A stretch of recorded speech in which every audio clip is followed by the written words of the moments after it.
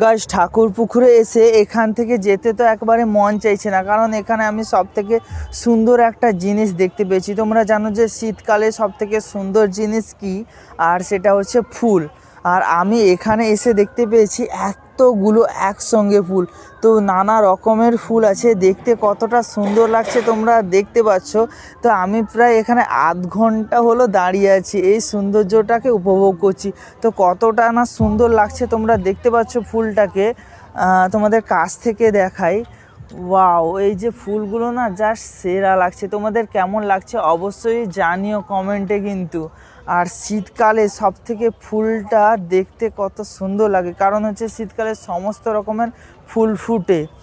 তার জন্য ভাবছি যে রিসেন্ট খিরায় যাব, আর তার আগে এত সুন্দর ফুল এখানে এসে দেখা হয়ে গেল। তোমাদের কেমন লাগছে অবশ্যই একটা করে কমেন্টে জানিও। আর এই জায়গাটাকে কে কে এসেছো সেটাও অবশ্যই কমেন্টে জানিও। দেখতে পাচ্ছ ফুলগুলো কত সুন্দর।